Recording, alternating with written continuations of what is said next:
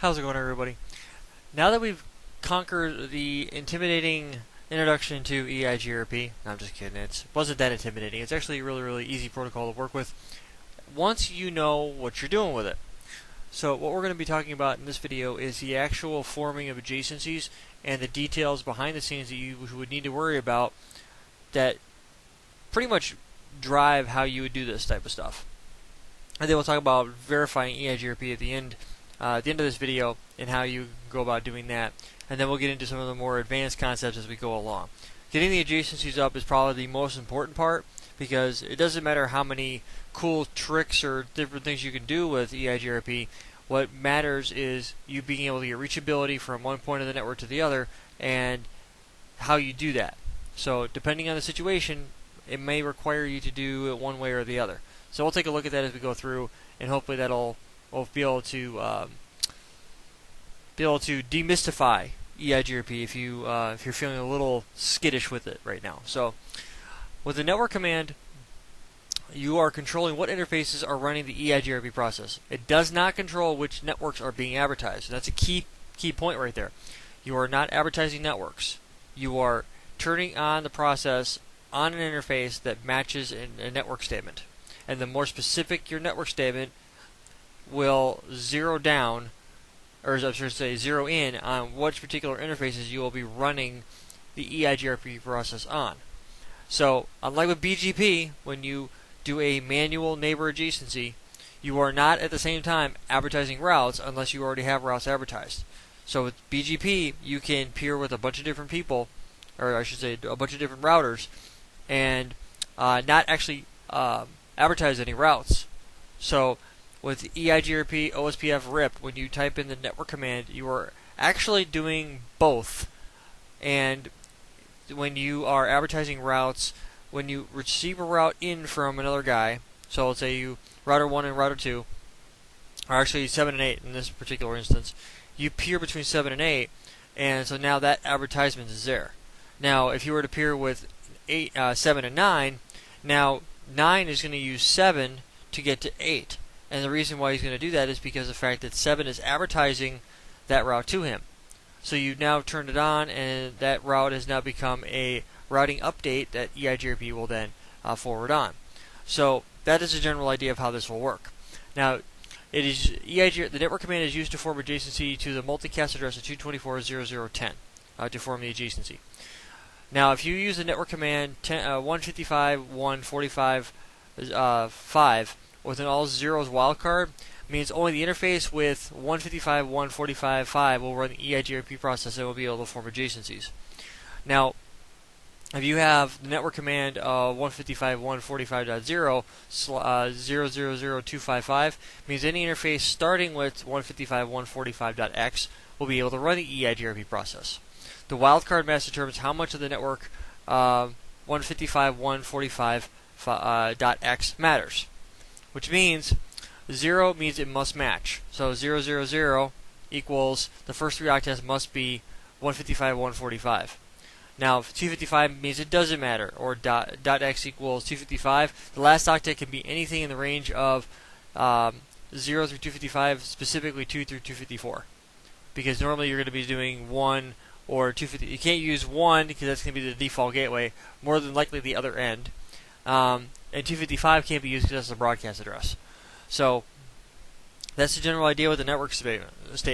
Pretty straightforward for the most part, but now there are ways, and it's actually kind of cool. If you're running Eigrp on every interface, you can actually type in 0.0.0.0 and all 255s, and that will run Eigrp on every interface. It won't matter, because you're saying it doesn't matter what the in the network statement what it is. Now it's actually the opposite for OSPF. It's actually 255, 255, 255, 255 with an all zeros wildcard. So I'll show you how to do that, but it's pretty straightforward for the most part. Then we get into the neighbor command. The neighbor command uses the neighbor and the neighbor's IP address, so not your local, but the guy you're trying to peer with, the outgoing interface. So it's going to be neighbor, whatever the IP address, and the outgoing interface. So interface Ethernet 1/0, for instance. So you have that. This command alone, underneath the routing process, will not form an adjacency. You have to use it in combination with the network command. So when you go in there, you have to type in the neighbor and then the network command on top of that to actually turn on the process on that interface. So typically, if you're going to use the neighbor command, you're going to be turning on the network command using the network command with the most specific network command IP addressing you can. So that's usually how I do it. Now the neighbor description is in named mode is to associate a description with the neighbor. And then we have neighbor maximum prefix in named mode is configured to protect an individual peering session or protect all peering sessions. So it basically says you can put a limit to how many prefixes you're willing to learn, and you can actually set some warnings and stuff like that. So, where if you set the maximum prefix to be a particular value, we'll say 100, and you set a warning of 80%. So at 80 prefixes, you'll receive a warning saying, "Hey, you've learned 80 prefixes. The most you can learn is 100." And then after a penalty, you can either turn the penalty. I believe the penalties are shut down the peering until, or trying to think what the other one is. I think the only one I'm familiar with is shut down the peering. Neighbors are discovered with hello packets, and they are sent from 224.0.0.10 from the primary IP address. Now this is important. If you have a secondary IP address configured on an interface, that will not have anything to do with Eigrp. Eigrp will not notice it. So you can't form neighborships on secondary IPs. Now, neighbors must agree on the IPv4 subnet, the autonomous system number, any authentication that you're using, and the metric weightings, the K values. This is because the K values are used to determine the overall metric. So for your feasible distance, which is your end-to-end metric, we'll talk about that more in detail later. But the metric values have to match, and by default, bandwidth and delay are used by default. And if you need to, you can use load and reliability in addition to that if you'd like. But I will show you an example as to why that's not a good idea with a continuous ping. And if the load or the reliability fluctuates throughout any time of your day, and it's enough of a fluctuation to where Eigrp has to run the dual algorithm, your Eigrp process will be churning, and that is a bad thing. So that's something you want to try to steer away from as much as you can. One of the nice things about Eigrp is the neighbors do not need to agree on timers. It's the opposite of OSPF. OSPF you have to match the timers. Eigrp, they are actually negotiated, and we'll talk about that more coming up later on. With the hello protocol, since you're multicasting to 224.0.0.10 by default, it can be figured to be unicast. So if you were to use the neighbor command, you're going to form a neighbor relationship using a unicast adjacency. So you're no longer going to use the You're no longer going to use multicast to form. You're going to try to send the traffic out to the next hop IP address, and you're not going to try to ping. If Eigrp is running on two different routers, and you're on that same subnet as those two routers, and you ping 224.0.0.10, you should get responses from the directly connected IP addresses. If you don't get that, then that means the Eigrp process is not running, or there's that particular IP address, so 224.0.0.10 is being denied, or multicast traffic is being filtered. Once neighbors are found, Eigrp update messages are used to exchange routes. So they are sent as multicast to 224.0.0.10 or as unicast. They're sent as unicast, and then if everything, if it won't peer or you can't send them, then they'll be sent out to you as unicast as a backup. And with the hello protocol, contains the like K values and the AS number. So you have to make sure that the K values match, the autonomous system number matches, and that's pretty much all there really is to it. Now, hellos are sent every 5 seconds on a broadcast network, which is going to be Ethernet in our case, or NBMA. And NBMA is triggered by what? What would trigger NBMA? Well, frame relay would trigger NBMA. So would ATM. So would ISDN, because they're non-broadcast multi-access technologies, and in order for you to form in order to form a peering over them, you would have to wait. Yeah, the adjacency normally would come up right away, but every 60 seconds a hello is sent, and you would wait. You'd have to go 3 times the hello interval to calculate the hold time. Now these numbers are completely configurable. So both on broadcast and NBMA, you can configure them to whatever you want. Normally I do 1 and 3. So 1 second hello, and you go about that, and we go from there. So we'll talk about that more when we actually get into the adjacency part. Update messages describe attributes of a route. So the prefix length, I should say the prefix and the length. Next hop value, the bandwidth, the delay, the load reliability, the MTU, hop count, external attributes, Eigrp router ID. If you receive your router ID, you will discard the the update to prevent a loop. And that's actually with the newer code that goes for both internal and external Eigrp. Before it was just let me actually modify that real quick. It's actually external and internal attributes will both get triggered because I believe Eigrp is on version 7. I think is what they're up to now. Version 5 or 7, I think, is what they're on for release capabilities. And so I believe anything above version 5, version 5, I believe it is. You will no longer be stripping out just external routes. If you receive your own router ID in, you will drop everything. So we'll take a look at that as well as we go along. And I think that's an NE15 code, if I'm not mistaken. I'll have to double check on that one, but that's pretty much where we go over that. Now we have some of the codes that if you run into a problem, let's say you had a network, you had an adjacency, you were advertising routes, and now you lose a network. What do you do then? So you send out a query. I'm going to send these out in a little bit of a different order because this is how they, operationally speaking, this is how they work. So the query is used to query neighbors to find paths to a destination. First, you're going to multicast to all neighboring routers initially, but unicast if multicast fails. Again, with the updates and with the query, it's going to try to send out to everybody. And if you don't get a response, you're going to send it more of a. You're going to be more direct with that guy that's not responding to you. You're going to go up there and knock on his door and say, "Hey, man, do you know what's going on with this?" And a reply is simply replying to either "Yes, I do" or "No, I don't." And if "Yes, I do," here's my information. So an acknowledgement is the receipt of an update. Query and reply messages via the unicast, and it uses the exact same opcode as a hello. So it might actually look like a hello if you were looking at like Wireshark, but it technically is not a hello. So that's an acknowledgement. So you send out a query, you receive an acknowledgement. Hey, I received that, but I haven't gotten back to you yet. So you haven't received a reply with an actual information regarding that. So then we go into the query mechanism. How does this actually work? Why would you do one or the other? So when a route fails, different things happen. So first of all, if a feasible successor exists, a feasible successor is a backup route. If it exists, you install the best one into the routing table immediately and send the updates to the neighbors about the new best path. So you immediately take the route from the topology table and you immediately install it into the routing table. Okay? If a feasible successor does not exist, so there's nothing in the topology table for you to fall back to, the router goes into active mode and it will query all Eigrp neighbors for the route that are inside your query domain.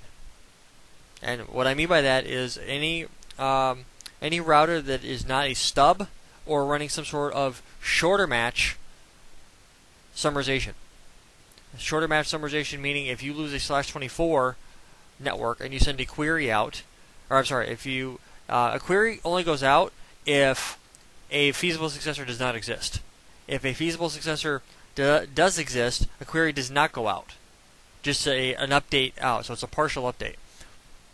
Both Eigrp and OSPF support this. So if you have a situation where you lose a route and you need to and you don't know a backup route, and you need to ever ask all your neighbors what's going on, that's when a query is sent. Not when you have a feasible successor and that guy is advertised into the routing table. If that route goes down and you don't have a backup, then a query is sent. So if the querying router is not the successor, reply with the route information or stating that it does not know about the route, I should say.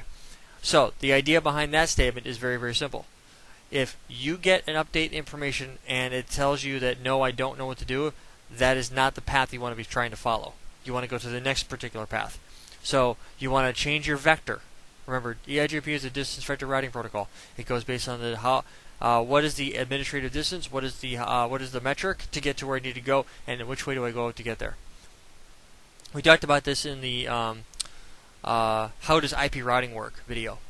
So now, if the querying router is the current successor, queried router lost its successor. So if a feasible successor exists, install the feasible successor route and reply with the new route info. If a feasible successor does not exist, query all neighbors.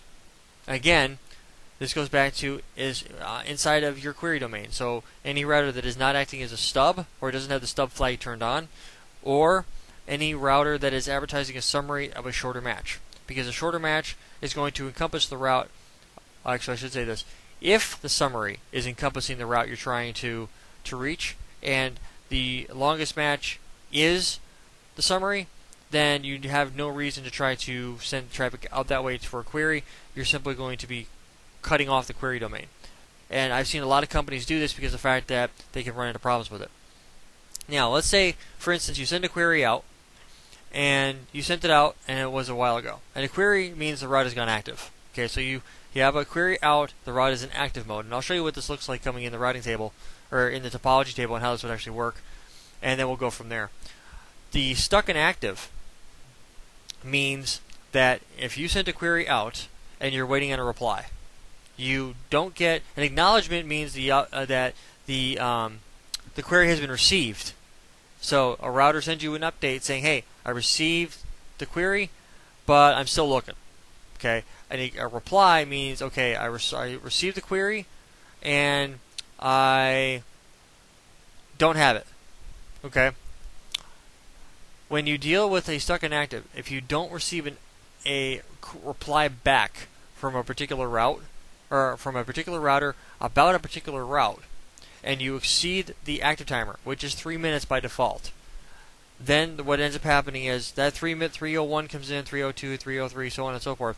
Once that time period has expired, then the route is now stuck inactive. It's what they call as SIA route.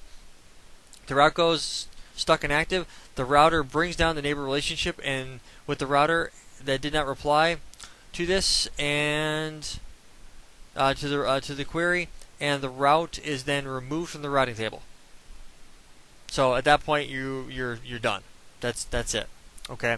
So that's the general idea for that. Now I have verifying Eigrp down there. What we're going to do first is we're going to come back all the way to the top here, and we're going to form a neighbor. We're going to form our neighbor relationships. So we have GNS3 pulled up.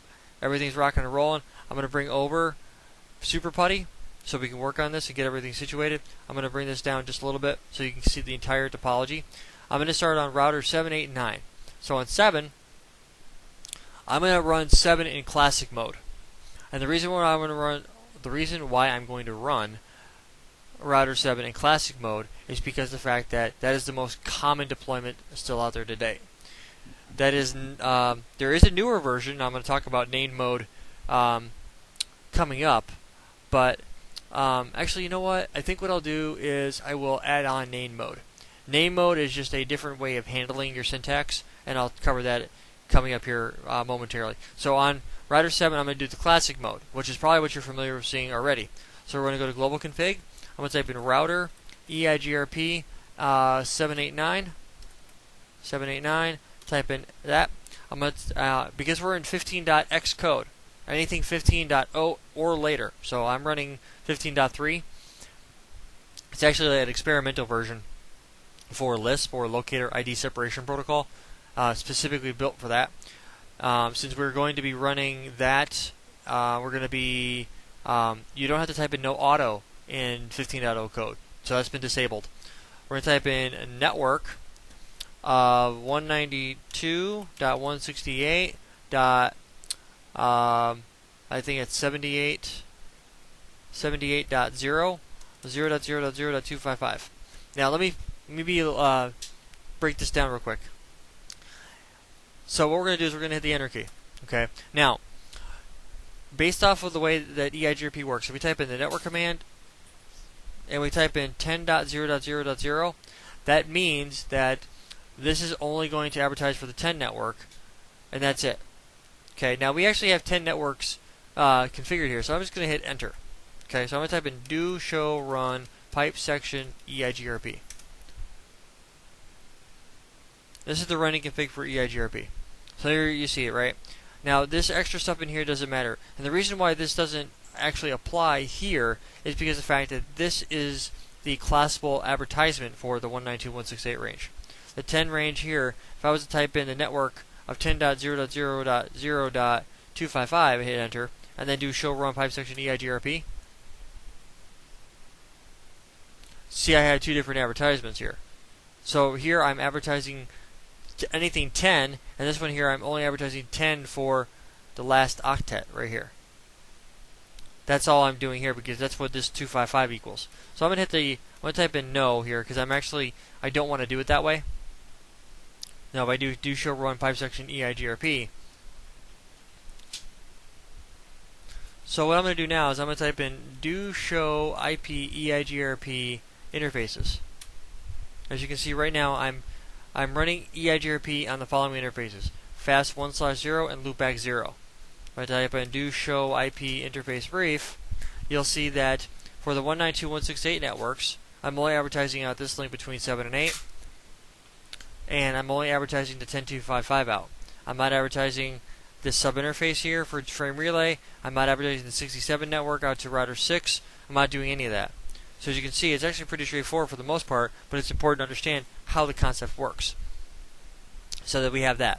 So now, from here, what we're going to take a look at is I'm going to bring you into named mode, and I'm actually going to come back over to here, and I don't know how far down I have to go with this. Let me scroll for a second here. This is actually the same. Here we go, name mode. This is actually the same document that I use for all my CCIE prep, so you're going to get a lot more detail for it than just a what do you call it? Just CCNP level. So this takes you into the CCIE. There's a lot about Eigrp. So named mode or multi-address family mode is basically an enhancement to the Eigrp syntax. So basically what they did is in Eigrp normally what you would do is you would do the bulk of your configuration in the global process, and then if you had to do anything specific to like authentication, summarization, or timers or anything like that, you'd actually have to go to the interface level and change that. So you'd have to type in IP Eigrp and blah blah blah blah blah, or IP authentication Eigrp or blah blah blah blah blah. And I'll show you how this works, but it's relatively straightforward to work with. The difference between the two is when you're in named mode, you're actually going to be able to go up and down, back and forth from IPv4 to IPv6, or VRF if you're going to be running with VRFs, which we will talk about. We've already covered VRF Lite, but I'll do that as well here, and I'll actually show you guys how to separate your routing protocol routing tables from the global to the VRF. So realistically speaking, it's actually really easy to work with. So what we're going to be taking a look at when we get to named mode is the actual syntax differences. Rather than typing router Eigrp 789, you would type in a name. So Eigrp CCNP. And then you type in the address family you're going to work with. Address family IPv4, and then the autonomous system. Same thing with IPv6. So it's actually relatively straightforward. The major difference, though, isn't the syntax. It's the details behind the scenes. The k-value, there's an additional k-value added. You go from microseconds to picoseconds, and you get different ways of manipulating Eigrp as we go along. So what I'm going to be doing is I'm going to be showing you both as we go along, and the difference between them here is we have the specific stuff. For this would be what I would consider to be AF specific, but not specific enough to go to do in detail like redistribution or split horizon, things like that. Those are going to be done at the specific interface. So if you have an address family interface and you want to do something specific at the interface level, you'd type in here. If you want to go in there and do redistribution, you'd have to type in this guy right here. So there's multiple other features and stuff like that that are out there you can use. Now this actually came from 15.4 code. The CSR1000V is where I copied all this out of, but this is basically 99% the same, except for a couple of minor details that are different. Then we go into the topology base. You have the ability to change the maximum paths.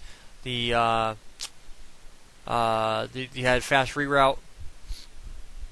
Some other features like SNMP, AF interface. You can change the additional paths and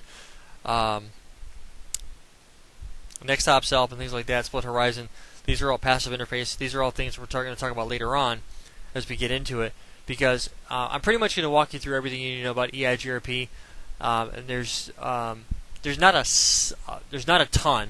It's definitely not the sheer size of OSPF or BGP, but there's still quite a bit to it. So what we're going to do, now that I've kind of given you the idea of how this would actually work, I'm going to go in here and on 8 and 9, I'm going to run name mode. So on 7, I'm going to type in network of 192.168.79.0 and hit enter. Now I'm going to go to router 8, and I'm going to go to global config. I'm going to type in router Eigrp CCNP. I'm going to hit enter. Now you could do, from here you would type in the command address family IPv4 and then either the autonomous system unicast. By default it's actually unicast. So you type in unicast and then autonomous system, and then you would type in the AS number, which is 789. And then you type it in there. But actually, you would just have to type in address family IPv4 A789, and that would bring you to the exact same thing. Unicast is there by default. So now from here, I'm in this level of configuration. I'm in what I would consider to be AF specific. So now here I can type in network of 192.168.78.0 and hit enter, and that should form an adjacency. And it does. We have an adjacency up and running, and we are good to go there. I'm going to do the same thing for 89.0 and hit enter, and then I'm going to go over to 9 and do the exact same thing. Type in router, but this time I'm going to do this. I'm going to do a debug debug Eigrp packet, and I'm going to hit the enter button. I'm going to say just hit the enter, and that's going to do everything. So now what I'm going to do is I'm going to go to global config, type in router Eigrp CCNP. Now this isn't actually going to do anything. It just turns the global process on, but it doesn't actually send hellos out an interface until I type in the network command. So I'm going to type in address family IPv4 A789 just to show you guys it works the same way. And then I'm going to type in network of 192.168.89.0 and hit enter, and then 79. Okay, and then we have that. So now what I'm going to do is I'm going to go over here to 8, and I'm going to type in network of 10, hit enter, and then I'm going to go over to 9 and do the same thing. I'm going to type in network of 10, which I'm going to advertise my loopback in. I'm going to hit enter. Now, I'm going to take a minute here, and I'm going to run through some of these just so you guys can see how they would work. And that is pretty much everything we would need to worry about for Eigrp. And let me type in do show IP Eigrp neighbors. We have our neighbors, and so now we've received all of our updates. Now we're just going to be doing hellos back and forth. I'm going to type in do you all, which is turn debugging off, and then now that debugging is off, we'll be able to look through the, starting at the top here, I'll be able to walk you through what you're going to be seeing here as we go along. Okay, so what we're going to do now is we're going to take a look at breaking down what we see in our debug messages so we have an idea as to what's going on and where in the network. So what we're going to do is we're going to go in here and take a look at exactly how this all appears out. So we're sending a hello on fast1/1, which is out towards router 9, or I'm sorry, router 8. Received a hello on fast1/1 from 89.8, which means that at least layer 3 connectivity is working. We're going to add a peer 1, and then we're going to go. We are going to queue an update on fast1/1. This is going to be sending the updates to router 8, and then we have sending topology ID list on fast1/1 one item, sending hello. So this is going to repeat over and over and over again until you have the entire the entire topology built and all the routing tables are up to date. So here we received an update on fast1/1 from router 8, and in AS 789 the init flag is on, and we're going to go through here, and then as you can see it's queuing an update on fast1/1. It's a reliable update 1. Now the Cerno, as you can see right here, this guy right here is actually just a serial number. That's all that means. And it's 1 of 1. So that's going to be the serial number, and that's going to be the interface it's sending it out on. You're queuing an ACK out on that interface. Basically what you're doing is you're trying to make sure that they're both talking to each other and they're both synchronizing. And as you can see, a lot of this stuff is just hellos, and we're adding a peer on 79.7, which means we have the peering is up, and we're adding the peer.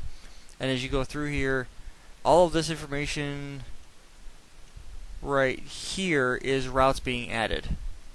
Or I'm sorry, routes and acknowledgments. Making sure all the checks. So the autonomous system, the same network information, autonomous system, all that stuff is being pushed through. So as we move on down here, we're gonna see.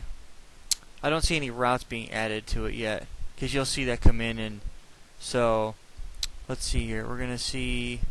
It's just making sure everything else looks good. Okay, so let's see here. We have apparently we had some sort of blockage there. I'm not sure why that's there. And so sending hellos, receiving hellos, and let's see here. Let's filter through here. Let's see. I don't see. A lot of this stuff is anytime you see is topology ID here, this is an update coming through in. So basically another route is being advertised. And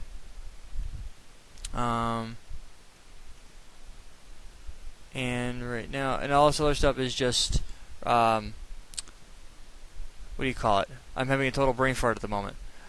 These are just hellos being sent back and forth to make sure that the link stays up. So as we can see, everything is working out for the most part, and we're good to go.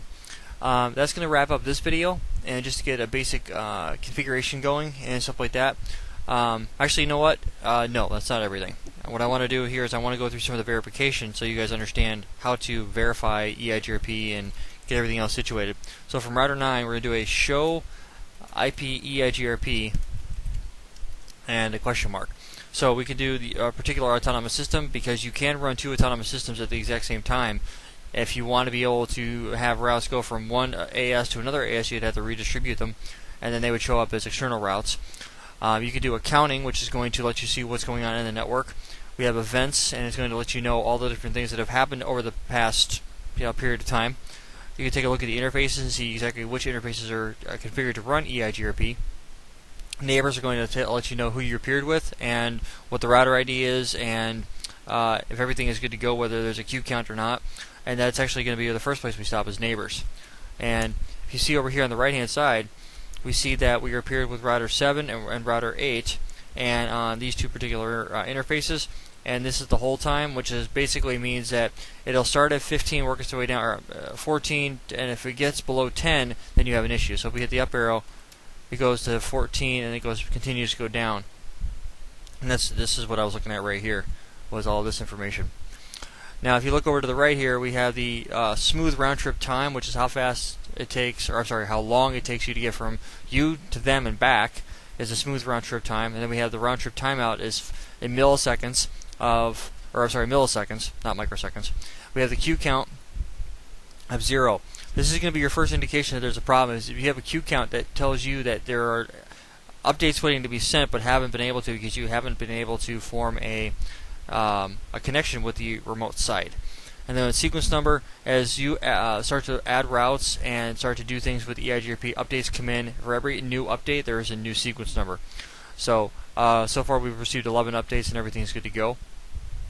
So that's that. And then if we do interfaces, you'll see that we have these 2 interfaces. Technically, there's 3 interfaces running. and when we have one peer, meaning we're connecting to one other person on that router, and we have on this particular link. Now, if we had a LAN segment, you could have potentially 2 or 3 or 4, depending on how many particular routers are on that LAN segment. And this, again, a lot of the same stuff, smooth round trip time. A lot of these things like the transmit queue, the peer queue, all of these are specific to its forwarding capability. So you have unreliable and reliable, and so it's not trying to transmit anything. The multicast flow timer is in milliseconds.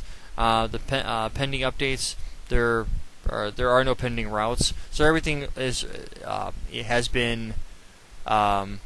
everything has been converged. That was what I was looking for. So we're going to hit the up arrow, and we're going to go through timers, and hit the up arrow, or the as we have it sit here. The hello process is this is how often it's sending updates out. The update process and all the details for it, and then we have the stuck and active process. Nothing's going on. So as you can see, we're pretty squared away with our setup. And as you can see, the hello process is going to be within a 5-second interval of each other. So from 5 down to none, and then the update process is up to 14. Was it up to 15 seconds? 15 seconds. So they should never drop below 10, and if they do, that means you have an issue somewhere in your network. We're going to hit the up timers. We're going to go to topology. And this is what we've learned. So as you can see right here, we've learned a route. This is the subnet we've learned, and then the slash notation for it. We've learned this guy. It's a /32 address. This is router 7's loopback, router 8's loopback, and router 9's loopback, which is directly connected. And then we have this particular subnet and this particular subnet. We have the feasible distance, which is the total end-to-end metric from here to us, or from us to them, to get to where we need to go. And then if we look right here, we have this is the feasible distance, and if we look here, this is also the feasible distance. This first set of numbers here, that is the feasible distance, and then we have the reported distance. So what it is to get from this is what the neighbor is advertising to us. That's the reported distance. So we'll take a look at all that coming up in a future video. If we look at traffic, this is some more details about what's going on the network. I would be it's been a while since I've taken the test, but I would recommend being familiar with all of these outputs and knowing what they mean and what they do. So a couple of things that I don't know if they're going to ask you this, but I would be very cognizant of knowing how to find them. This is just hello process ID, because all this stuff right up here is relatively straightforward. It's hello sent and received, and then the update sent and received, and then ACK sent and received. Those are pretty straightforward for just Eigrp operations in general. The hello process ID is going to be this number. So if we were to do a show processes CPU pipe include this number. This is the particular process ID running for Eigrp hellos. Same thing with this one. This PDM is protocol dependent modules, which basically means IPv4, IPv6, VPN-v4, VPN-v6, things like that for capabilities Eigrp is able to run. And if we hit the up arrow and we take this guy out and we put 127 in its place, it's Eigrp for IPv4. So if we run more, you're going to see more pop in. So PDMs just simply mean that you can run multiple copies of Eigrp in different address families at the same time, and it's actually going to be calling different processes, so that if one crashes, it won't take down the other one. And so that we have stuff like that. Then we're going to go hit the up arrow a couple times, traffic, and then we're going to have let's go to accounting. And this is basically all we have for it. Now you can take this a step farther, I believe. And no, you can't. So we have this is an active adjacency. So active means this is an adjacency. This is the peer you're connected to. This is the interface you're connected to them on. This is the prefixes you've learned from them, and nothing else is going on. If this is a restart or resets, this is a bad thing. It means things are happening in your network, and you need to figure out what's going on with them. We have events. We take a look at the events, and you can see there's been 143 events as we go through here. And you can go through here and tell basically what's going on. So the debug that we just looked at a few minutes ago, this is a way for you to quickly take a look at it and see what's going on. So we have received update, met success metric and successor metric, and this is that information. Then we have the received update from the destination and the originator, and from us it's connected. And then we come down here and some other options and stuff like that. We see route installing to router 8's loopback via router 8, and so as you can see, it says finding feasible successor. Metric is infinity. Not sure why it says that, but it does. So as you can see, a lot of this stuff is going to let you know what's going on in the network. I'd be very familiar with this stuff as you're going through, because it's going to help you identify any issues that might be popping up and going in there. So we're going to hit the up arrow and go to, and that's pretty much it. We have interfaces. Again, it's just going to be this output right here, and we're good to go. So that's pretty much getting Eigrp operational. If we were running VRF, you could do VRF, and then you can go specifically into the VRF instance. We'll talk about that more in detail later on when we get into some more advanced concepts, but that's the general idea for all this, how this stuff works. So in the next video, what we're going to be taking a look at is we're going to go through, we did name mode. I think I'm going to do, let me scroll up here real quick and take a peek at what we have coming up. I forgot, to be honest with you. Okay, we just verified Eigrp. And there's some other ways of doing it. You can do a debug Eigrp packet and see what's going on, which we did. This is the multi-protocol implementation. Debug IP Eigrp is for the IPv4 version, and then we have debug Eigrp FSM, which is the finite state machine, which allows you to see what's going on inside the protocol, and then you can see the different characteristics. We walk through them to see what's going on, and we have reachability. And so the H, as you could tell here, if we do the H and the neighbors, you'll see the H means that this is the order in which they were learned. I don't know what actually H stands for, but maybe handle number or something like that. And then we have the address, the interface via which the neighbor was learned, and then we have the interface. The address is the IP address of the neighbor. Interface is where we learned it in on. The hold time is going to be the hold timer for the neighbor. If it gets to 0, the neighbor is down, obviously. Then you have the uptime. This is timer for how long the neighbor relationship has been up, so 3 hours and 15 minutes.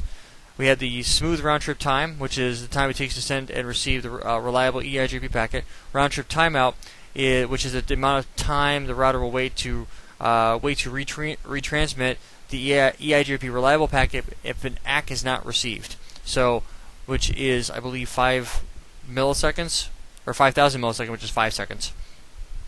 I will try to keep doing that 3 times until the whole timer expires. The queue count, this is the number of Eigrp packets, update, query, reply that is still in the software, that the software is still waiting to send. And we have the sequence number, which is the sequence number of the last reliable Eigrp packet being received from the neighbor, and they are set up in order. So that just gives you an idea of some of the other things that are out here. And as you go through here, some of the opcodes. Now this is getting outside of, I believe, outside of Eigrp, but I'm going to cover them real quick while I'm here. So we have the opcodes, which 1 is an update, 3 is a query, 4 is a reply, 5 is a hello, so on and so forth. It goes all the way down. This is a 4-bit field. And the checksum is a 24-bit value for a sanity check. And then we have the flags. We have the init. And then we have, what's the other one? The conditional receive. And then we have the RTP, which is the reliable transport protocol, where flag, so the init flag is, this bit is set, in the initial update packet sent to a newly discovered neighbor. It requests the neighbor to download a full set of routes. And then we have the conditional receive mode, which is this bit indicates that receivers should only accept the packet if they are in conditionally receive mode. The router enters conditionally receive mode and receives and processes a hello packet with a sequence TLB present. Okay, I'm not exactly sure what that is, to be honest with you. And then we have the RS, or the restart flag, is a flag set in the hello, and the init update packet during the signaling period. these router looks at the RS flag to detect if a neighbor is restarting and maintain the adjacency, which basically means graceful restart. And then we have a restarting router looks at this flag to determine if the neighbor is helping out with the restart, which is almost the same thing as what you would see as a non-stop forwarding. So it maintains the state information, but it sends a refresh. And then we have end of table is the end of the startup process with a new neighbor. A restarting router looks at this flag to determine if it has finished receiving the startup update packets from all neighbors before cleaning up the stale routes from the restarting neighbor and getting rid of them and flushing them with new. And then we have some sequence numbers and some other values and stuff like that. Then we have TLV values, which I think this is getting a little outside of what we need to deal with. And then we'll talk about some of the other factors. We'll talk about the path selection process with all the metrics and stuff like that as we go through here. But again, this stuff is getting into the weeds of Eigrp, and I don't think we really need to cover that, at least right now. I mean, it's pretty straightforward, and there's a lot of details to Eigrp that you might not know about, but we'll talk about them. So that's pretty much Eigrp. We'll talk about, and actually I never even got down to what I was going to talk about next with Eigrp. Let me scroll down here. Let's see. What else is there to talk about? Auto summary is disabled by default. So we'll talk about that briefly. Then we'll talk about split horizon. Some of these minor, minor features. Eigrp topology. Actually, you know what? I think we're going to stop there, and we'll talk about some auto summary and split horizon and how that can affect traffic. And we're going to get into getting Eigrp running over frame relay. And then, because what my intention is here is to get, pull GNS3 back up. That was the wrong topology for you guys to see.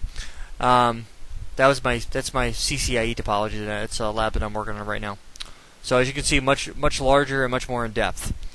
But what we're going to do is just to show you guys to run a dynamic protocol over frame relay, we're going to run frame relay or Eigrp over frame relay, and that's where split horizon and auto summarization will come into place as we get into that. And eventually, we're going to rip this out, put this BGP over this and over here as well, and then we're going to run DMVPN over the top of it and whatever protocol we need to. So I'll get to those when we get to that section, but there's a lot we still need to cover.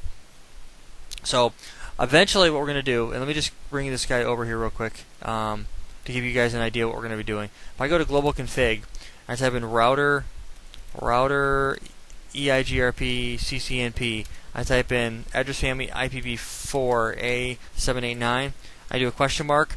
I want to go through all of these, and if I go to AF interface fast 1/0, I do a question mark. I'm going to go through all of these, and I'm going to exit out of here. I'm going to do topology base. I'm going to do all of these, so that you are familiar with every step of the way, because didn't want to do that, because basically what ends up happening now is as we go through here, I'm going to give you a lot of the details and run through the configuration of a lot of stuff, and you're going to see what it looks like to actually play with this stuff. And this is going to be a great stepping stone for those of you that want to take this course and go to the next level, which is CCIE, which is where I'm studying at. So this will give you a lot of flexibility with what you're trying to learn, and that's pretty much everything you need to take a look at from there. Topology base, and then we have AF interface. That's pretty much all the other features you can do. And then we have like neighbor, and then you can specify the neighbor and maximum prefix and all other good stuff that goes along with it. So at the end of the day, we're going to take a look at a lot of things. So the route section is going to take a long time to go through, but once we get done with it, I think it'll be well covered and well documented by the time we get there. So that's what I wanted to cover in this video. I hope this has been informative for you, and I'd like to thank you for viewing.